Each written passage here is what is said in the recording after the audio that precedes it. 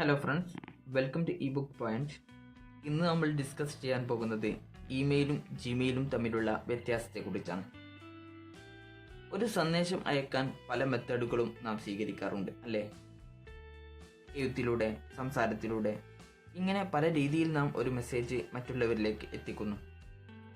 Email എന്നാൽ നമുക്ക് മറ്റുള്ളവരുമായി ഷെയർ ചെയ്യാനുള്ള സന്ദേശം കമ്പ്യൂട്ടർ, മൊബൈൽ ഫോൺ തുടങ്ങിയ ഇലക്ട്രോണിക് ഉപകരണങ്ങളിലൂടെ മറ്റുള്ളവരിലേക്ക് ഡിജിറ്റലായി അയക്കുന്ന രീതിയാണ് ഇത്. വാട്സാപ്പ്, ട്വിറ്റർ, ഫേസ്ബുക്ക്, ഇൻസ്റ്റഗ്രാം പോലത്തെ ഓൺലൈൻ പ്ലാറ്റ്ഫോമുകളിലൂടെ നാം അയക്കുന്ന എല്ലാ മെസ്സേജുകളും ഈ ഗണത്തിൽപ്പെടുന്നവയാണ്.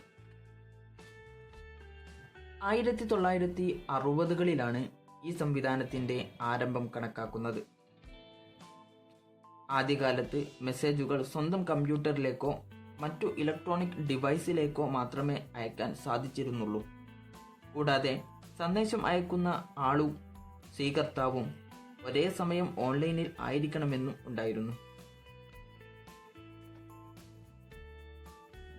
ഇമെയിലിൻ്റെ ഉപജ്ഞാതാവ് റേ ടോംലിൻസൺ ആണ്. 1971 അദ്ദേഹം ആർപാനെറ്റ് എന്ന ഒരു സിസ്റ്റം വികസിപ്പിച്ചെടുത്തു. ഇത് വിവിധ ഹോസ്റ്റുകളിൽ ഉപയോക്താക്കൾക്കിടയിൽ മെയിൽ അയക്കാൻ കഴിയുന്ന ആദ്യത്തെ ഉപകരണമായി കണക്കാക്കി. 1970കളോടുകൂടെ ഒരു ഫോം അടിസ്ഥാനത്തിൽ ഇമെയിൽ അയക്കുന്നത് അംഗീകരിക്കപ്പെടുകയും ചെയ്തു. ഇനി എന്താണ് ജിമെയിൽ എന്ന് നമുക്ക് നോക്കാം. ഗൂഗിൾ വികസിപ്പിച്ചെടുത്ത ഒരു സൗജന്യ ഇമെയിൽ സേവനമാണ് ജിമെയിൽ എന്നുള്ളത്. ഉപഭോക്താക്കൾക്ക് വെബിൽ ജിമെയിൽ ആക്സസ് ചെയ്യാനും പോപ്പ് അല്ലെങ്കിൽ ഐമാപ്പ് പ്രോട്ടോക്കോളുകൾ വഴി ഇമെയിൽ ഉള്ളടക്കം സമന്വയിപ്പിക്കുന്ന ഒരു തേർഡ് പാർട്ടി പ്രോഗ്രാമുകൾ ഉപയോഗിക്കാനും ഇതിലൂടെ സാധിക്കും എന്നതാണ് ഇതിൻ്റെ പ്രത്യേകത. 2004 ഏപ്രിൽ 1 ആണ് ജിമെയിൽ ഈ ഒരു സംവിധാനം ആരംഭിച്ചത്. ആ പരീക്ഷണം 2009 ജൂലൈ 7 അവസാനിപ്പിക്കുകയും ചെയ്തു.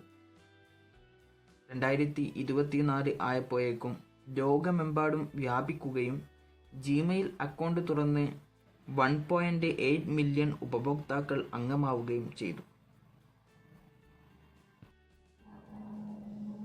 പ്രധാനമായും ഇമെയിലിനും ജിമെയിലിനും ഈ വ്യത്യാസങ്ങളാണ് ഉള്ളത്. ഒരു ഇമെയിൽ സന്ദേശം അയക്കാൻ ഒരു മാധ്യമം ആവശ്യമാണ്. അതാണ് ജിമെയിൽ.